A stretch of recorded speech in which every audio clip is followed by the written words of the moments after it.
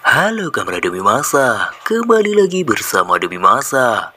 Pada kesempatan kali ini, Demi Masa akan membahas tentang suasana Indonesia saat menjadi benua Sundaland.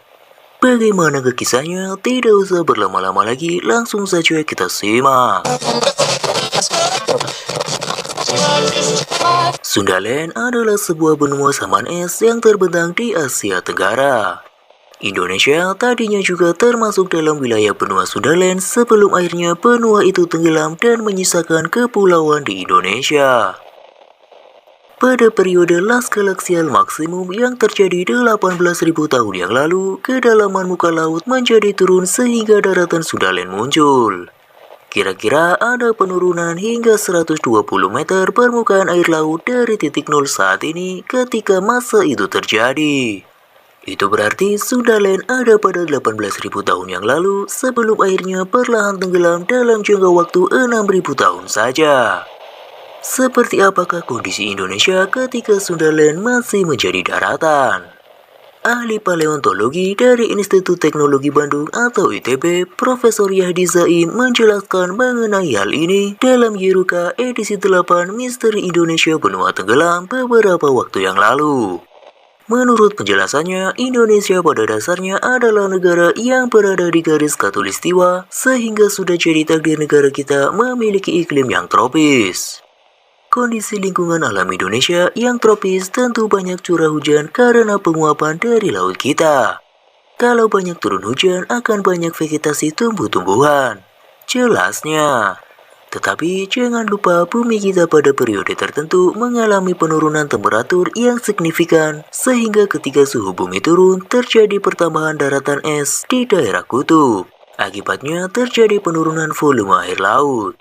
Daerah tropis juga akan turun suhu buminya meskipun matahari tetap berada di sekitar itu, ujar Profesor Zaim. Kira-kira Indonesia saat masa Sundaland memiliki suhu 5 hingga 10 derajat Celcius. Jauh lebih rendah dari suhu sekarang. Artinya, meski Indonesia masih negara tropis, tetap ada penurunan suhu yang terjadi dan hawanya terasa dingin. Meskipun temperatur di Indonesia lebih dingin dari kisaran suhu hari ini, Indonesia pada masa Sundaland tetap lebih hangat dibandingkan dengan wilayah lain di saman es. Disinilah terjadi migrasi hewan-hewan yang mencari tempat hangat di tengah penurunan suhu maksimum yang sedang terjadi. Fosil hewan-hewan besar seperti gajah, kuda nil, badak, rusa, dan sebagainya itu sudah sejak 2 tahun yang lalu dan kebanyakan dari Asia. Di Indonesia berkembang menjadi hewan endemik. Katanya, ketika Sundaland muncul, Indonesia memiliki sungai-sungai purba yang sangat panjang. Pertama adalah sungai yang muaranya ke Laut Cina dengan anak sungai Kapuas, Batanghari, dan Musi. Sungai lainnya ada di Selat Sunda, di mana sungai mengalir antara Jawa Tengah dan Jawa Timur hingga ke Kalimantan. Sedangkan untuk tumbuhan-tumbuhan yang ada di Indonesia bersifat rumput-rumputan, alang-alang, dan padi-padian. Tanaman ini muncul karena mereka yang bisa menahan cuaca kering. Suhu dingin membuat lingkungan menjadi kering. Maka daerah Sundaland itu di daerah savana. Dari Asia ke Jawa itu dikenal sebagai koridor savana dan ini berbeda dengan yang di Baluran. Karena Baluran sudah campur tangan manusia. Zaman dulu belum ada manusia. Kalaupun ada, manusia tidak banyak. Katanya. Kendati demikian, tidak semua daerah berupa savana. Tetap ada daerah yang memiliki hutan hujan tropis. Dilansir dari beberapa sumber, Sundaland adalah hamparan benua yang membentang dari bagian selatan India, Sri Lanka, dan Indonesia. Akan tetapi di negara kita, Sundaland hanya meliputi bagian baratnya, seperti Sumatera, Kalimantan, Jawa, dan terus ke arah timur.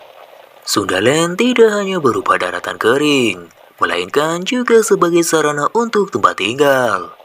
Sundaland awalnya menjadi tempat migrasi dari beberapa penduduk negara, salah satunya adalah Afrika.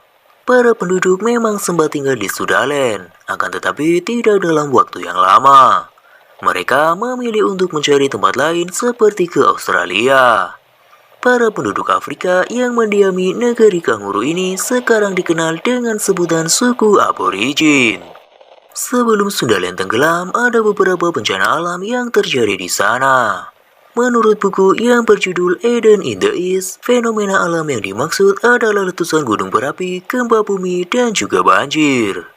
Banyaknya bencana alam tadi diakhiri dengan kenaikan air laut yang menenggelamkan Sundaland.